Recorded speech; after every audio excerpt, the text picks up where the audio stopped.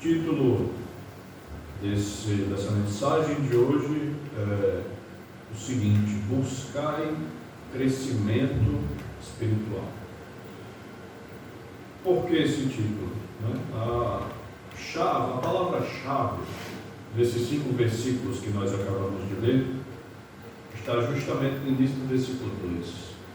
Desejai ardentemente. É o único verbo nessa passagem que o apóstolo Pedro coloca em forma imperativa, uma ordem. Todos os outros verbos, eles estão ali orbitando ao redor de desejar ardentemente, como crianças recém-nascidas, o genuíno leite espiritual. Isso nos mostra a necessidade que nós temos de quê? De amadurecer espiritualmente. Buscar crescimento espiritual, buscar maturidade, amadurecimento espiritual.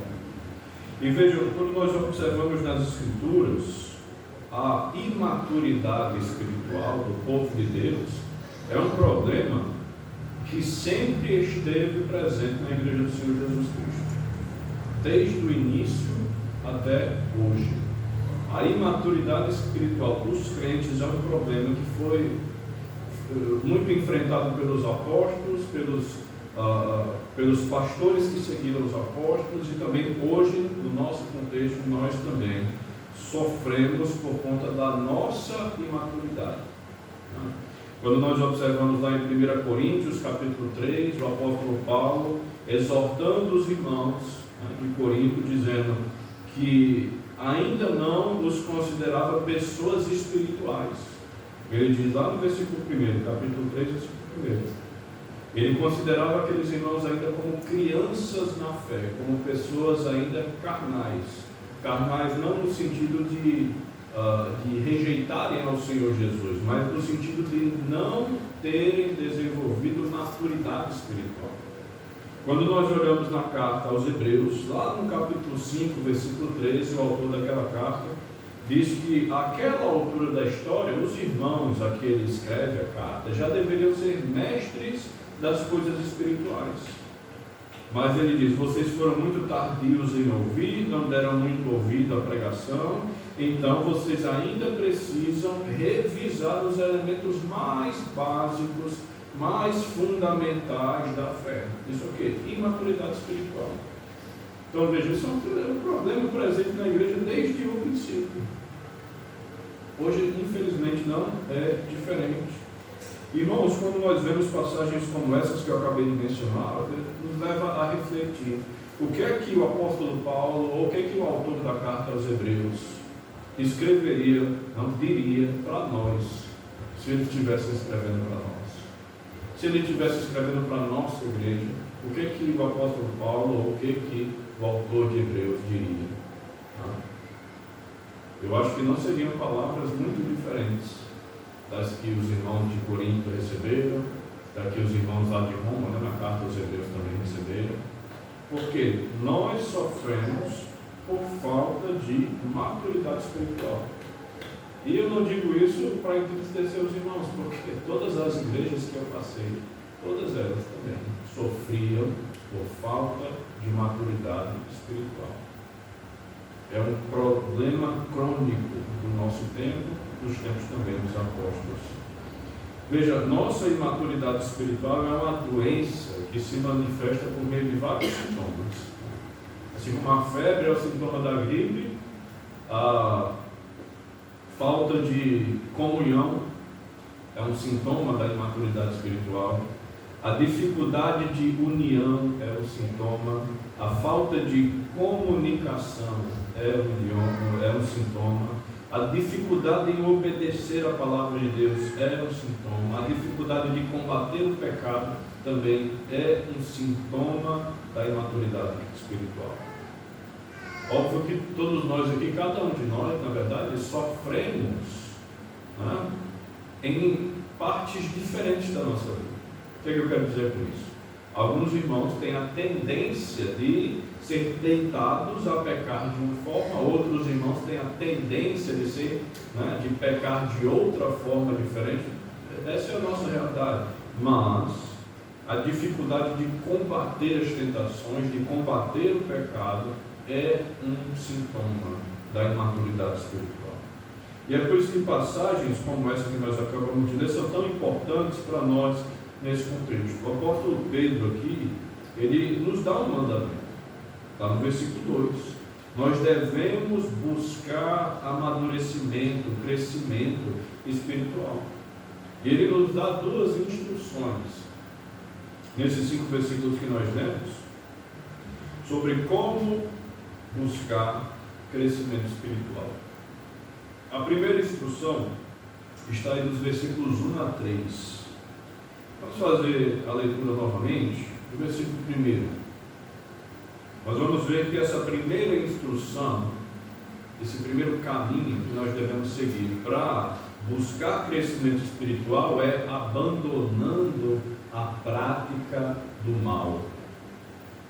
Abandonar a prática do mal, de todo tipo de maledicência, é um dos caminhos, é uma das instruções que o apóstolo Pedro nos dá aqui sobre como buscar crescimento espiritual. Veja o versículo 1. Despojando-vos, portanto, de toda maldade, dolo, de hipocrisia e invejas e de toda sorte de maledicências. Veja o que diz esse versículo 1. Ele traz uma palavra, despojando-nos. A palavra grega original, ela carrega a ideia de remover algo para colocar de lado, ou de tirar algo do caminho. Você tem um caminho, uma jornada para seguir, então você vai despojar os obstáculos. Você vai pegar os problemas e colocar de lado para seguir caminhando em direção à vontade de Deus. Qual é o mal que ele pede para colocar de lado? Toda sorte de maledicências. Veja, essa palavra despojando-vos está diretamente ligada ao verbo desejar na escrita do apóstolo Pedro. E desejar ardentemente é uma ordem, e por isso despojando-vos, despojar, o ato de colocar de lado os problemas, ganha também o peso de uma ordem, ganha o peso de um mandamento. Então sobre nós está a responsabilidade de despojar de toda a maldade e de todo o dolo, colocar de lado, tirar da nossa frente, tirar do nosso perdão, tirar do nosso caminho, tirar da nossa vida todo o mal, todo o dolo, toda a maldade. Portanto, a ideia é que Pedro está orientando os irmãos a abandonarem as práticas perversas e não retornarem a elas. Por isso é bastante semelhante às palavras de Paulo lá em Efésios capítulo 4. Vamos ver essa passagem. Efésios capítulo 4, versículos 22 a 25.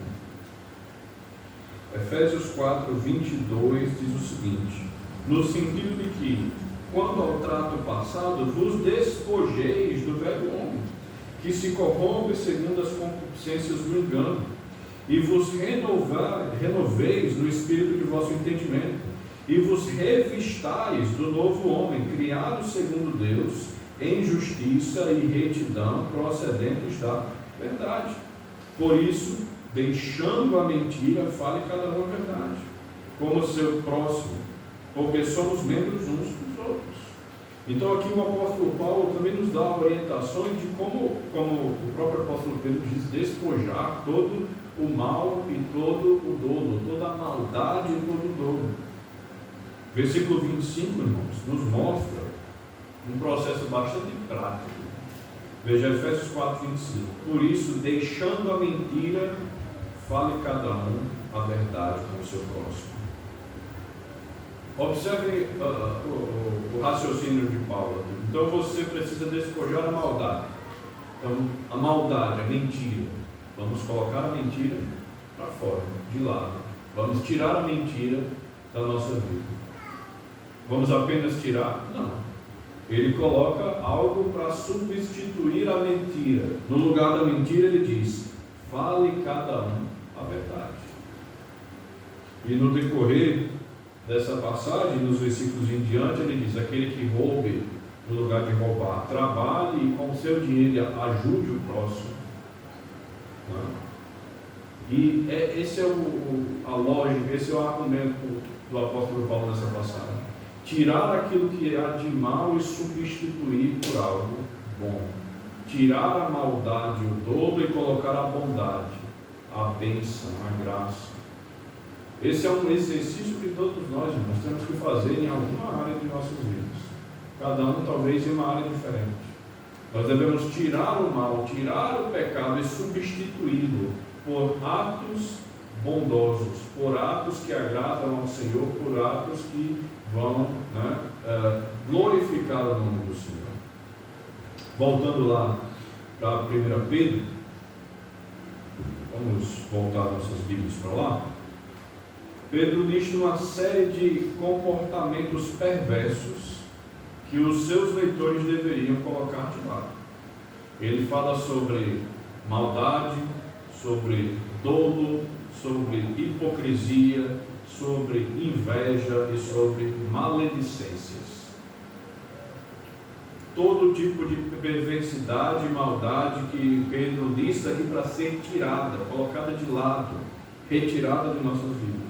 E todas essas ideias, irmãos, confrontam a ideia de santidade, que foi enfatizada por Pedro em vários versículos, no capítulo 1. Ele chega no capítulo 1, versículo 15, dando uma ordem, dizendo: pelo contrário, segundo é santo aquele que vos chamou, tornai-vos santos também vós mesmos, em todo o vosso procedimento. Então a santidade de Deus está em pauta, e a nossa santidade também. Ele quer que nós sejamos santos, não para sermos bonzinhos, mas porque o Deus que nós servimos é santo, e nós devemos seguir o seu exemplo e a vontade dele para as nossas vidas.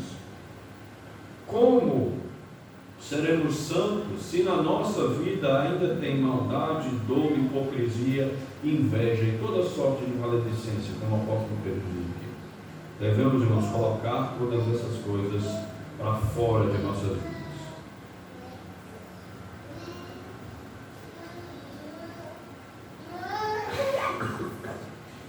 Então, diante disso, coisas como a fofoca, a maledicência, são coisas que, infelizmente, têm sido enraizadas dentro das nossas igrejas, e as pessoas muitas vezes se perguntam: que mal há nisso?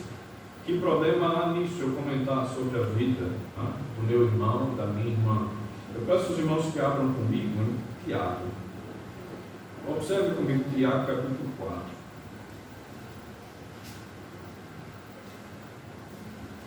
Vamos voltar algumas páginas para Tiago, capítulo 4, versículos 11 e 12. Veja o que Tiago, o irmão de Jesus, nos diz. Tiago 4:11 diz: irmãos, não faleis mal uns dos outros. Aquele que fala mal do irmão ou julga a seu irmão, fala mal da lei e julga a lei. Ora, se julgas a lei, não és observador da lei, mas juiz. Um só é legislador e juiz, aquele que pode salvar e fazer perecer. Tu, porém, quem és que julgas o próximo? Tiago aqui, como eu falei, o irmão do Senhor Jesus, ele traz duras palavras contra aqueles que usam seus lábios para trazer maledicências, para falar da vida alheia, para julgar os outros. Esse julgamento, esse pecado, essa fofoca faz parte de toda sorte de hipocrisias, invejas e maledicências nos quais o apóstolo Pedro aqui está tentando combater. Nós devemos combater isso de nós mesmos. Agora observe comigo 1 Pedro capítulo 2, versículo seguinte, versículo 2. O apóstolo Pedro diz: desejai ardentemente, a ordem que eu falei, como crianças recém-nascidas, o genuíno leite espiritual, para que por ele vos seja dado crescimento para a salvação. A ordem para buscar o crescimento espiritual, irmãos, é encontrada aqui de uma ilustração feita pelo apóstolo Pedro. Uma ilustração acerca do crescimento físico de bebês. Assim como os bebês necessitam do leite, que é o alimento apropriado para eles, os crentes precisam também de um alimento apropriado. Esse alimento apropriado é fornecido pelo nosso Deus.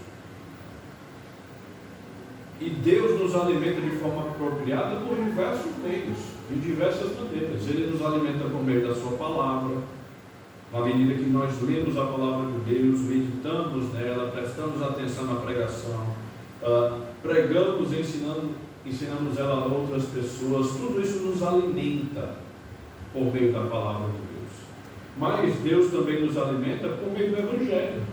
Toda vez que nós relembramos da morte e ressurreição do Senhor Jesus, toda vez que nós sentimos a graça, a bênção do sacrifício de Jesus por nós também somos alimentados espiritualmente. Toda a vez que nós estamos em comunhão com os irmãos, toda vez que nós ouvimos dos irmãos as bênçãos que Deus tem derramado sobre as suas vidas, toda vez que nós oramos uns pelos outros, Deus também nos alimenta espiritualmente. Deus usa a nossa comunhão como meio de crescimento pessoal nosso. E eu já falei isso para os irmãos, como é, irmãos, maravilhoso nós estarmos no culto de oração e pedimos: irmão, se você tem algum agradecimento, algum pedido de oração, compartilhe. E aí os irmãos começam a falar as bênçãos que Deus tem derramado, os livramentos, as muitas bênçãos. Irmãos, isso é maravilhoso. É maravilhoso nós ouvirmos do trabalho de Deus na vida dos irmãos. E Deus usa isso para nos abençoar. E tantas outras formas pelos quais Deus nos alimenta espiritualmente, às vezes nós nem percebemos. Porque Deus é todo poderoso e Ele age de diversas formas, como nós estudamos hoje de manhã na EBD, agindo, trazendo a sua providência para as nossas vidas.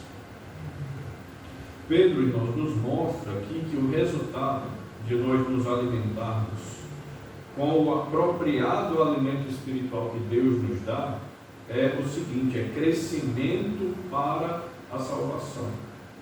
Ele diz: desejai ardentemente, como crianças recém-nascidas, o genuíno leite espiritual, para que por ele vos seja dado crescimento para a salvação. Esse resultado, esse crescimento para a salvação, pode ser chamado também de amadurecimento espiritual. Pedro não está dizendo aqui, não está se referindo apenas a, literalmente, a salvação de nossas almas, nós entrarmos na eternidade, entrarmos para a glória de Deus, mas está falando de uma forma mais ampla: amadurecimento espiritual. Estar onde Deus quer que nós estejamos, trabalhar como Deus quer que nós trabalhemos, tudo isso é o amadurecimento espiritual, tudo isso é o crescimento para a salvação, no qual o apóstolo Pedro aqui está se referindo. É o amadurecimento daquele indivíduo que está se tornando digno da herança que nós receberemos do Senhor. Outro dia, em uma das pregações do nosso culto de oração, nós trouxemos uma ilustração de alguém que o seu pai chega até ele, seu pai, um grande empresário, e diz: meu filho, um dia toda essa empresa, todo esse bem no qual nós trabalhamos será seu. Você é o herdeiro de tudo isso. Por que um pai vai diante do filho falar algo assim? Porque o pai espera que o filho se capacite, para quando chegar o momento certo e ele tiver que assumir as responsabilidades, ele esteja pronto, capacitado, mentalmente, intelectualmente. Como que isso acontece? Por meio de muito esforço, por meio de amadurecimento. Da mesma forma, irmãos, Deus nos trata, porque nós receberemos uma gloriosa herança. Nós vamos participar do reino de Cristo neste mundo. Nós reinaremos com Cristo neste mundo. Ele quer que nós nos capacitamos por isso. Ele vai nos abençoar quando nos glorificar? Vai. Mas Ele quer ver o nosso esforço para viver de uma forma digna dessa herança. E essa herança, irmãos, é grandiosa, maravilhosa. Precisamos nos capacitar e vamos fazer isso amadurecendo, nos esforçando para colocar de lado toda a prática do mal para desenvolver a nossa santificação. Precisamos, pois, estar sempre em crescimento espiritual. Falando em crescimento, eu penso nessa plantinha que nós temos aqui na lateral da igreja. Temos um vaso ali com uma planta, essa planta se chama Zamioculca. Talvez os irmãos já perceberam que ela já não cabe mais no vaso, que ela está plantada. Mas não é porque o vaso é pequeno, o vaso que o Irmão Marcos fez é grandão.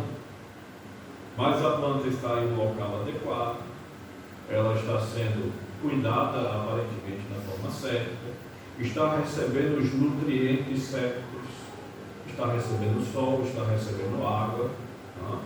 Então ela não para de crescer. E vai chegar uma hora que aquele vaso vai simplesmente quebrar, porque ela cresceu demais. Engraçado que eu tenho a mesma planta, nós temos lá em casa essa mesma plantinha. Ela lá em casa tem mais ou menos uns 4, quase 5 anos. Mas durante quase 3 anos ela ficou em um local inadequado para ela. Eu coloquei ela dentro de casa, em um local que ela não recebia muita luz. Nós também não cuidávamos muito bem dela, não colocávamos muita água. Então, ela durante todos esses anos que ficou naquele local, ela ficou estacionada. Ela nem crescia, nem morria. Por quê? Faltava-lhe cuidado, faltava-lhe nutriente, faltava o alimento. Então depois do tempo eu peguei e botei em outro lugar, no quintal, debaixo da sombra de uma árvore maior, e lá ela recebia um pouco mais de luz, recebia mais água, e hoje ela está crescendo.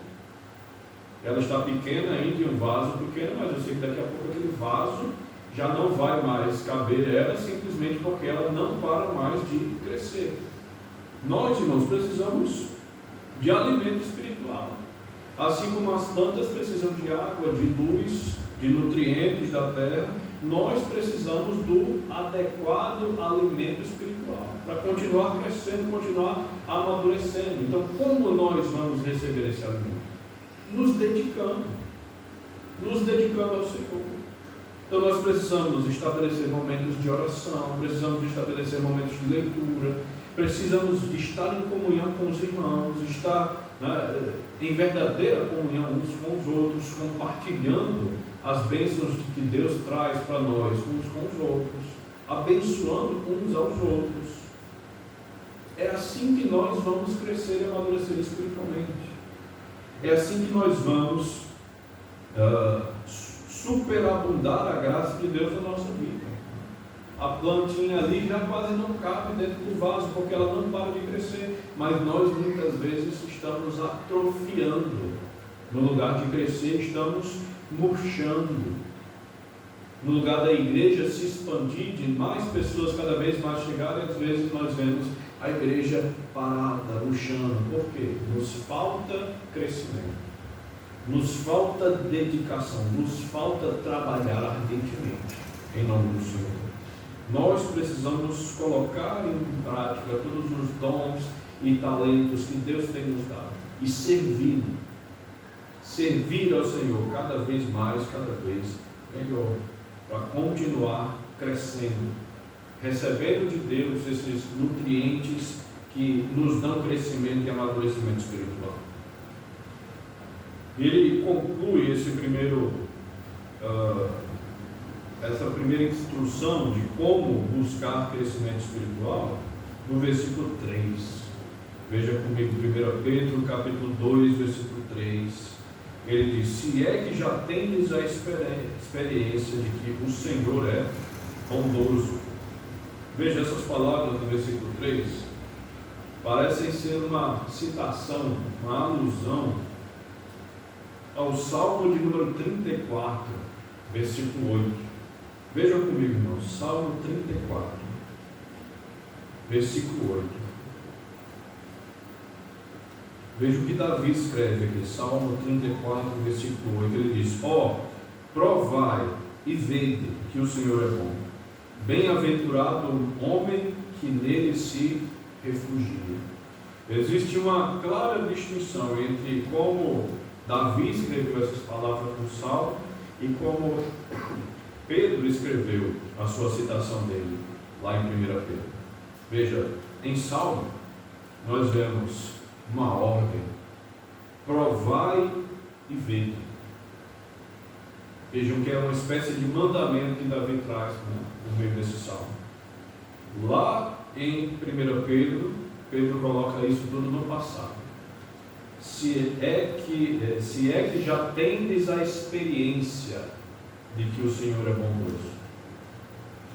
Pedro traz essa mudança. Enquanto no Salmo existe uma ordem para se procurar descobrir se o Senhor é bom, aqui na carta Pedro assume que seus leitores já descobriram, já experimentaram que o Senhor é bom.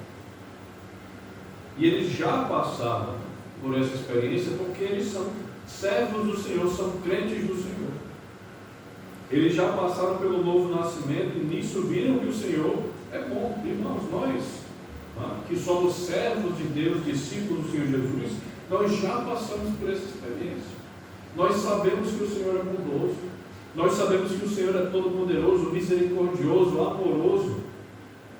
Porque, pois, mesmo tendo passado por toda a experiência, muitos de nós ainda não se apegam às coisas desse mundo e não buscam, tanto quanto deveriam, agradar ao Senhor por meio de suas vidas. Veja, foi a bondade de Deus que nos conduziu para o novo nascimento. Foi a misericórdia de Deus que nos levou a ter uma verdadeira vida. Lá em Efésios 2, o apóstolo Paulo diz que sem Cristo nós estávamos mortos em nossos delitos e pecados, espiritualmente mortos. É por passagens como essa, irmãos, que nós dizemos que quando um irmão ou uma irmã, jovem principalmente, começa a namorar com um descrente, nós dizemos o quê? Ele está namorando, ou ela está namorando um defunto. Espiritualmente falando, é um defunto. Nós saímos dessa realidade por meio da graça e da misericórdia de Deus. Nós saímos dessa realidade de sermos mortos espiritualmente por meio da bondade de Deus. E foi o amor de Deus, a bondade de Deus que se manifestou nas nossas vidas. Então nós precisamos viver conforme a realidade de que nós sabemos que Deus é bom. Se Ele é bom, se eu tenho completa certeza de que Deus é bom, eu devo me dedicar a Ele. Eu devo colocar a minha vida aos seus pés e dizer: Senhor, faz da minha vida o que Tu bem desejas. É a nossa responsabilidade. Buscar no Senhor todo tipo de alimento adequado para o nosso crescimento espiritual e colocar nossas vidas aos pés do Senhor, dizendo: Senhor, estou aqui, me utiliza, me leva para os teus caminhos, me coloca onde o Senhor te desejar, me usa para estabelecer a tua vontade, estabelece a tua vontade na minha vida, Senhor. Essa é a minha oração, é isso que nós devemos fazer todos os dias. Buscar, servir a vontade do Senhor. Veja comigo Romanos capítulo 2, Romanos capítulo 2, versículo 4. Veja o que o apóstolo Paulo nos escreve aqui, Romanos capítulo 2, versículo 4. Ou desprezas a riqueza da bondade e tolerância e longanimidade, ignorando que a bondade de Deus é que te conduz ao arrependimento? Veja, é a bondade de Deus, é a riqueza da bondade de Deus, e tolerância de Deus, e paciência, longanimidade de Deus que nos sustenta. Deus é quem nos sustenta neste mundo. Irmãos, diante dessa primeira porção, dessa passagem que nós estudamos, nós chegamos aqui a uma primeira aplicação. Nós devemos empreender todo o esforço possível para abandonar as práticas do pecado, abandonar a prática do mal. É isso que o apóstolo Pedro nos instrui aqui. Veja, e nós podemos colocar isso em prática de diversas formas. Nós já falamos aqui, substituir o mal pelo bem. Tire a mentira e coloque a verdade. Tire o furto e coloque a caridade. Tire as palavras torpes e coloque as bênçãos. Tire a fofoca e coloque no lugar a oração. É isso que nós devemos fazer. Tirar aquilo que é mal, aquilo que é cheio de maldade e substituir por algo que reflita a graça e a misericórdia de Deus. Irmãos, vejam comigo em Efésios, capítulo 4, versículos 25 a 28. Veja o que o apóstolo Paulo nos escreve aqui, Efésios 4, 25. Por isso, deixando a mentira, fale cada um a verdade com o seu próximo, porque somos membros uns dos outros. Irai-vos e não pequeis. Não se põe o sol sobre a vossa ira, nem deis lugar ao diabo. Aquele que furtava, não furte mais. Antes trabalhe, fazendo com as próprias mãos o que é bom, para que tenhas com que acudir o necessitado. Então, tirar o que é mal e colocar no lugar, substituído por algo que é bom, por algo que agrada ao Senhor. Nós podemos também, irmãos, e devemos reconhecer que a nossa vida deve seguir a vontade de Deus e não a nossa. Reconhecer isso é fundamental. Reconhecer que a nossa vontade de nada vale, de nada serve, é fundamental, é o primeiro passo para nós tirarmos toda a prática do mal, toda a prática do pecado e colocarmos algo que agrada a Deus no lugar. Então nós devemos também orar, nos humilhar diante de Deus, para que Ele nos dê forças para resistir ao pecado. Lá em 1 Coríntios, o apóstolo Paulo deixa claro que Deus, Ele, diante das tentações, Ele nos dá também livramento. Orar a Deus a todo momento por livramento do pecado, livramento das armadilhas que o diabo coloca ao nosso redor, livramento dos pensamentos e dos desejos pecaminosos que teimam em surgir dentro de nós. Nós precisamos do agir do poder do Espírito Santo, do agir de Deus em nossas vidas. O que nós podemos fazer também? Dedicar tempo, nos programar para trabalhar mais e melhor pelo Senhor. Nós agradecemos a Deus pelo evento que nós tivemos ontem à tarde aqui. Podemos ver vários dos irmãos empenhados em melhorar o seu trabalho no Senhor na escola dominical. Recebemos aqui o pastor Almir e irmã Vandruza, tivemos grandiosas e abençoadoras instruções sobre como trabalhar para o Senhor nessa área de ensino para com as nossas crianças, para com os nossos jovens, para com os adultos também. Então foi uma bênção. E graças a Deus pela vida dos irmãos que vieram e participaram. Sabemos que outros queriam vir, mas por várias situações não puderam. Mas, graças a Deus, porque vimos nos irmãos reconhecendo a necessidade que precisavam melhorar e trabalhar mais. Graças a Deus por isso. Nós devemos fazer isso, irmãos, em todas as áreas de nossa vida. Nos dedicar a trabalhar mais e melhor no evangelismo, trabalhar mais e melhor, testemunhando a obra de Deus aos nossos colegas, aos nossos vizinhos. Seja onde for que estejamos, no trabalho, na escola, na faculdade, devemos trabalhar mais e melhor por Cristo. Isso exige de nós dedicação, de tempo, de esforço, de reflexão, para melhorar cada vez mais. Então, irmãos, chegamos numa segunda instrução que o apóstolo Pedro nos dá aqui nessa passagem, para nós buscarmos crescimento espiritual. Vamos voltar nossas Bíblias lá para 1 Pedro capítulo 2. Vamos ler agora o versículo 4. 1 Pedro capítulo 2, versículo 4. o texto diz: chegando-vos para ele a pedra que vive, rejeitada sim pelos homens, mas para com Deus eleita e preciosa. Nosso crescimento espiritual, irmãos, depende de nós aproximarmos cada vez mais de Cristo. E essa é a segunda instrução. Nós vamos crescer espiritualmente à medida que nós estamos em cada vez mais comunhão, mais intimidade com o Senhor.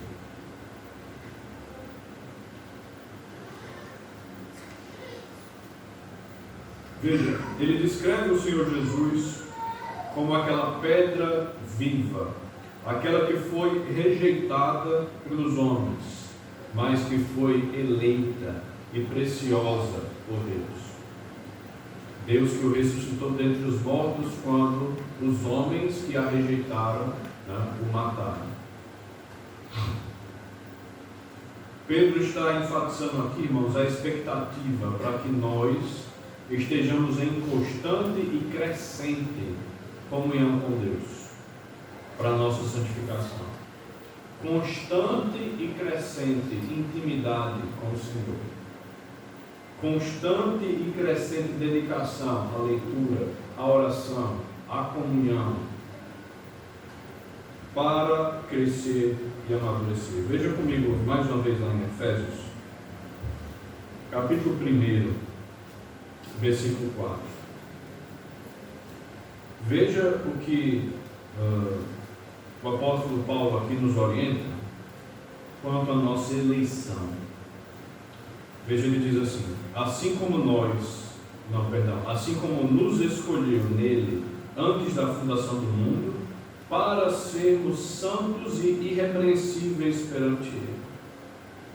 Nos elegeu, nos escolheu para sermos santos e irrepreensíveis.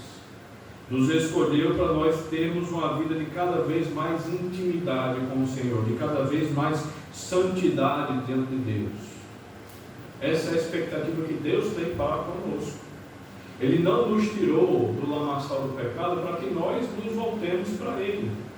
Deus não nos tirou da imundície desse mundo para que nós venhamos a cair mais uma vez no pecado deliberadamente. Sabemos que o pecado é uma realidade da nossa vida, mas o pecado ele não pode ser uma prática constante. Nós não temos a opção de ter uma vida que planeja, que visa o pecado. O pecado tem que ser um acidente, não uma prática diária, não algo a ser planejado. A dedicação das nossas vidas tem que ser para com a nossa santificação. Veja o que o apóstolo Pedro diz no versículo seguinte, na 1 Pedro capítulo 2, versículo 5. Vamos ver aqui a primeira parte desse versículo. Ele diz assim: também vós mesmos, como pedras que vivem, sois edificados, casa espiritual. Veja como o apóstolo Pedro aqui ele nos dá essa ilustração por meio de uma construção de uma casa, a construção de um lar. E nós, como filhos de Deus, somos utilizados por Deus como as pedras vivas nessa edificação. Como se nós fôssemos os tijolinhos que Deus vai empilhando um em cima do outro, para levantar a parede, para estabelecer as colunas, para depois colocar o teto por cima. Nós somos as pedras utilizadas por Deus na edificação dessa casa espiritual. Ele diz: Jesus é a pedra angular. Os apóstolos e os profetas foram aquelas pedras utilizadas no fundamento desse edifício, dessa casa espiritual. Nós talvez na ilustração fôssemos as pedras usadas nas paredes, em cima do fundamento, em cima da pedra angular. Deus edificou a sua igreja por meio da pedra angular, aquela pedra inicial que é o Senhor Jesus, por meio dos fundamentos que foram os apóstolos e os profetas, e Ele nos ergue, nos levanta por meio de todas essas coisas.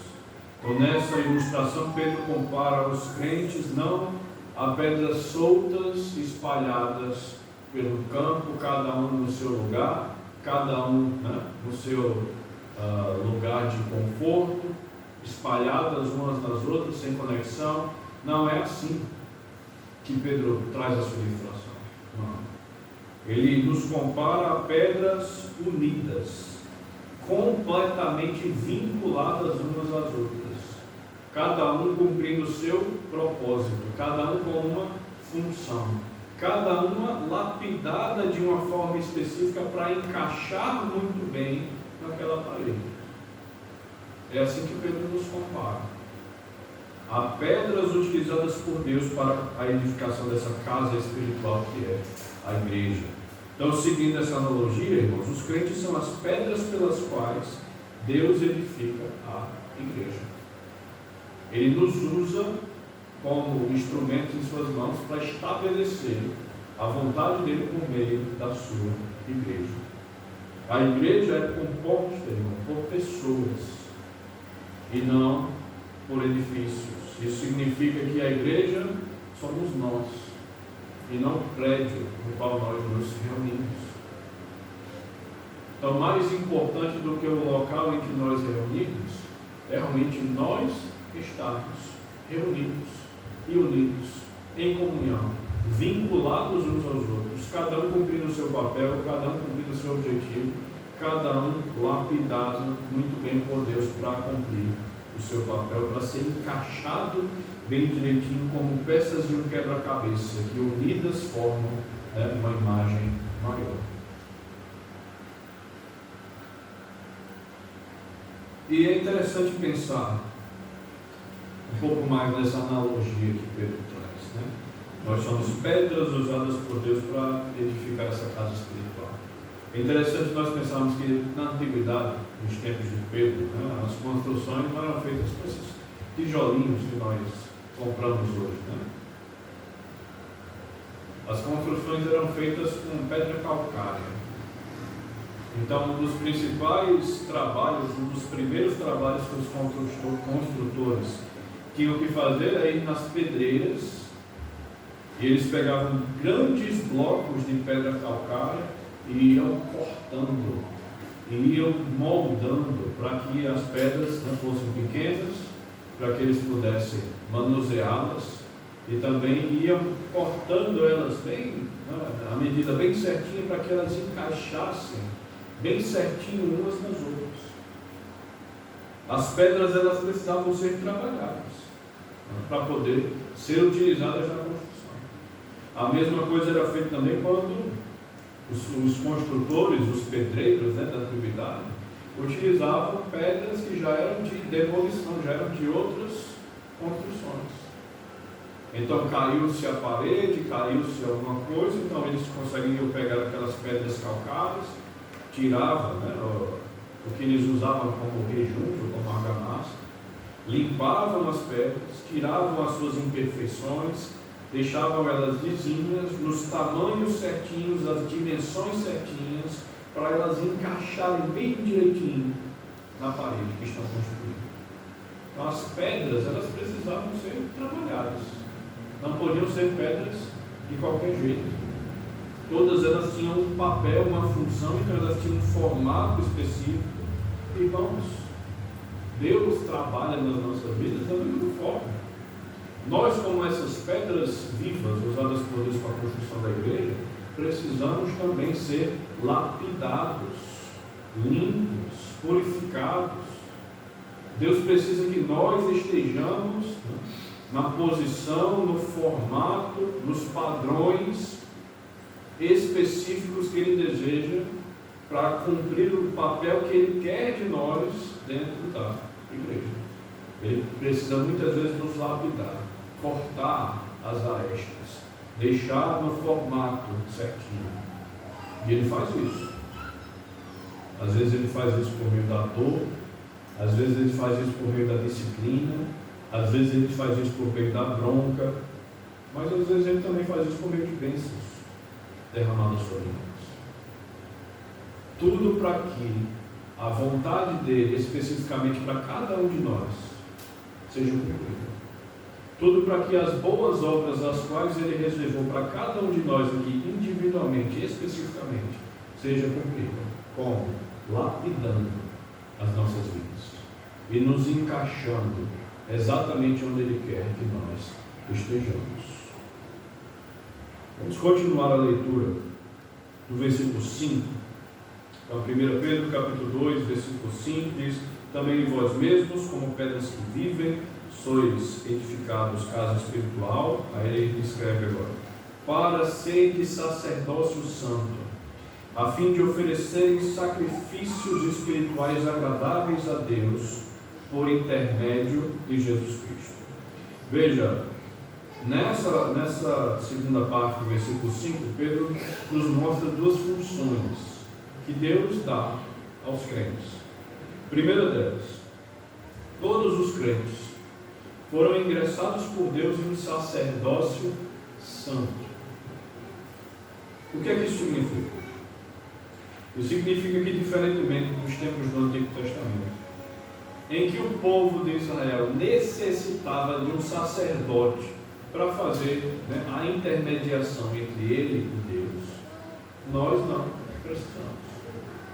Então, o judeu do Antigo Testamento, ele precisava que existisse alguém separado por Deus para trabalhar no templo, para fazer o sacrifício, para fazer todas as cerimônias relacionadas ao sacrifício dos animais, todas as cerimônias relacionadas ao sacrifício dos cereais, dos manjares, dos pães que eram levados até o templo. E essas pessoas eram separadas só para esse serviço. Então, um cidadão comum, um pai de família, nos tempos, por exemplo, do rei Davi, não podia sacrificar uma oferta a Deus. Quem deveria sacrificar? O sacerdote. Em outras palavras, o judeu do Antigo Testamento, ele não tinha acesso direto ao Senhor, diferente de nós. Nesse sentido, todos nós aqui, individualmente, cada um dos irmãos aqui que são servos do Senhor, discípulos do Senhor Jesus Cristo, passaram pelo novo nascimento, disseram amém, eu aceito o Senhor Jesus. Todos nós temos livre acesso diante de Deus. Uma bênção que os judeus do Antigo Testamento não tinham. Todos nós que fomos purificados pelo sangue de Cristo na cruz, podemos orar e Deus vai nos escutar. Podemos vir, por exemplo, até diante do casal Filácio depositar nossas ofertas e Deus vai receber. Podemos dispor a nossa vida, o nosso corpo para ir e trabalhar para Deus e Deus vai receber essa oferta e sacrifício. Porque nós temos acesso direto ao Pai.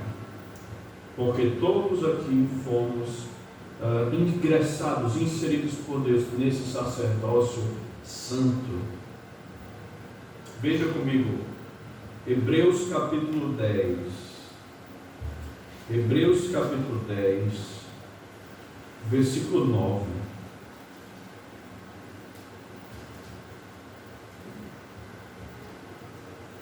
Na verdade, 19. Hebreus capítulo 10, versículo 19. Veja o que o autor escreve aqui. Tendo, pois, irmãos, intrepidez para entrar no Santo dos Santos, pelo sangue de Jesus, pelo novo e vivo caminho que Ele nos consagrou pelo véu, isto é, pela sua carne, e tendo grande sacerdote sobre a casa de Deus, aproximemo-nos com sincero coração, em plena certeza de fé, tendo o coração purificado de má consciência e lavado o corpo com água pura. O Hebreus tem sido um dos livros do Antigo Testamento mais negligenciados nas igrejas. Tantos e tantos pastores têm, talvez, receio, medo ou dificuldade em pregar em Hebreus. Justamente porque Hebreus ele traz toda a necessidade de você explicar detalhes dos sacrifícios judaicos do Antigo Testamento, e Hebreus traz toda essa argumentação para mostrar como tudo que veio na lei de Moisés foi substituído por algo melhor que é encontrado no Senhor Jesus. Mas nós não devemos, irmãos, ter medo de olhar para esse livro e tentar entender profundamente o que o autor aqui quer nos dizer.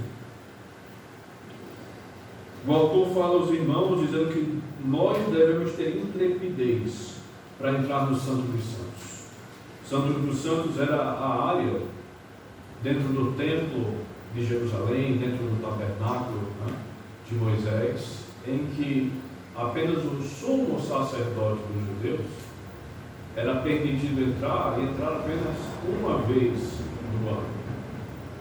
E era uma área tão santa daquele templo e também do tabernáculo, que o sumo sacerdote, ele pegava o altar de incenso, colocava brasas e incenso sobre ele, pegava o altar e entrava de costas no Santo dos Santos, depositava o altar lá com incenso e saía.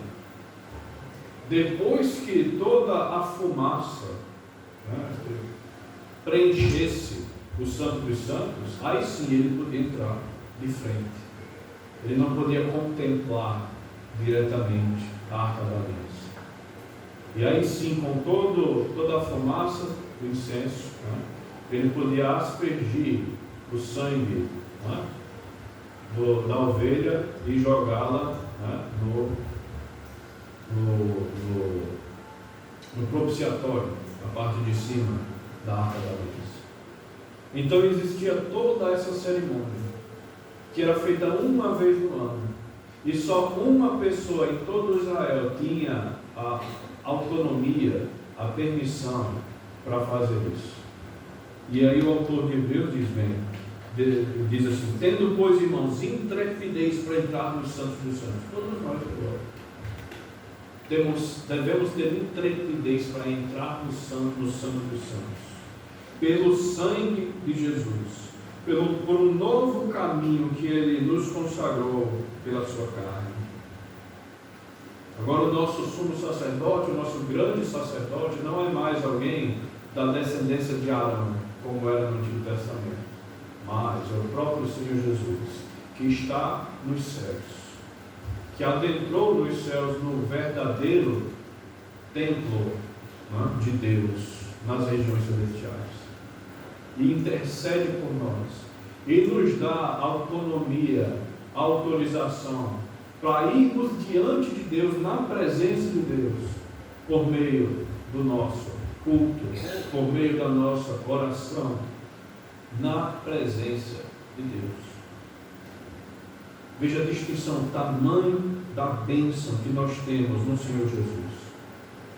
Uma bênção tão grandiosa, e até tão maior, tão melhor do que os judeus do Antigo Testamento tinham. Poder entrar na presença de Deus por meio da oração. Então esse, irmãos, é o primeiro caminho. Nós fomos ingressados nesse sacerdócio santo. A segunda função que Deus deu a cada um de nós é que nós fomos chamados para prestarmos sacrifícios espirituais agradáveis a Deus. E esses sacrifícios são expressões do nosso louvor, da nossa adoração, vindas de um coração redimido pelo sangue do Senhor, vindas de um coração grato por todas as bênçãos que Deus tem derramado sobre nós, por amor ao autor da nossa salvação. Por amor a Deus, hoje nós nos reunimos e fazemos nossos sacrifícios a Deus, nossos sacrifícios por meio da nossa adoração, por meio dos nossos louvores, por meio da nossa oração, por meio dos nossos dízimos e ofertas, tudo isso sacrifícios agradáveis ao Senhor, vindos de um coração redimido, de um coração grato pelas bênçãos e misericórdias que Deus tem derramado sobre nós. Nós podemos adorar o Senhor por meio do serviço, quando nós colocamos nosso corpo, nossa vida para servir a Deus, dentro e fora das quatro paredes da igreja, nós estamos fazendo um sacrifício agradável a Deus e que Deus espera de nós. Um sacrifício de adoração, de estarmos cantando, louvando ao Senhor. O sacrifício de autodedicação, colocar a nossa vida nas mãos do Senhor e do Senhor dizer: Senhor, eu estou aqui, me utiliza, me leva pelos teus caminhos. O sacrifício de nossos bens, de nossos valores a favor da obra, nossos dízimos e ofertas, e também coisas mais que nós colocamos nas mãos do Senhor para a manutenção da sua obra, né? E tantas outras coisas que nós podemos fazer para adorar a Deus, para fazer realmente sacrifícios que agradam ao Senhor, sacrificando nosso tempo, nossa vida, nossos recursos, em nome do Senhor. Não para que Ele venha e nos abençoe, mas simplesmente porque nós já fomos abençoados, porque nós já sabemos, nós já temos a experiência de que o Senhor é bondoso, nós já fomos alvos da graça, da misericórdia de Deus. Portanto, irmãos, vamos servir ao Senhor, oferecendo a Ele todos esses sacrifícios que Ele espera de nós. Uma última aplicação para nós diante desse texto: nós devemos empreender todo o esforço para cumprir as responsabilidades que Deus tem colocado sobre as nossas costas. Efésios capítulo 1, ou melhor, capítulo 2, versículo 10, Efésios capítulo 2, versículo 10, diz assim: pois fomos feituras dele, criados em Cristo Jesus para boas obras, as quais Deus de antemão preparou para que andássemos nelas. Deus nos criou para boas obras, e de antemão Ele já preparou boas obras para que nós venhamos a andar nelas, ou seja, Ele já tinha planos para nós antes mesmo de nosso nascimento. Boas obras que Ele determinou que cada um de nós aqui fizéssemos. Imagino que cada um aqui com uma boa obra diferente, exigida por Deus. Cada um aqui com uma responsabilidade diferente, mas exigida por Deus para as nossas vidas. Como, irmãos, nós vamos colocar essas boas obras em prática? Como vamos obedecer ao Senhor? Algumas dicas. Nós devemos viver conforme a sabedoria dos céus, ensinando e vivendo a verdade. Então, mais do que se deixar levar pelo pensamento do mundo, pelos conceitos do mundo, pelas instruções do mundo, nós devemos viver conforme a instrução da palavra do Senhor. Nós também podemos fazer isso pondo em ordem o que falta ser feito e nos tornando exemplos de boas obras. Então, dentro da igreja, dentro do seu ambiente de trabalho, dentro talvez da sua escola, dentro da sua faculdade, olhe ao redor, veja o que precisa ser feito, veja em que áreas você pode ajudar, veja o que é que você pode fazer para melhorar as coisas, e faça, trabalhe, e coloque isso em prática. É algo que todos nós, irmãos, devemos fazer, pensar, observar e agir, trabalhar em nome do Senhor, pondo em ordem aquilo que Ele abre os nossos olhos para enxergar, as dificuldades, os problemas, aquilo que precisa ser organizado. Mais uma dica: devemos, em todos os locais, na igreja, fora da igreja, no trabalho, em casa, usar sempre uma linguagem sadia, uma linguagem correta, palavras que agradam ao Senhor, palavras de bênçãos. É isso que nós devemos encher os nossos lábios, palavras sadias de bênçãos que louvam ao Senhor, que glorificam o nome de Deus. Nós concluímos, irmãos, com as palavras do próprio apóstolo Paulo em 2 Pedro capítulo 3, versículo 18, que ele diz assim: cresçam, porém, na graça e no conhecimento de nosso Senhor e Salvador Jesus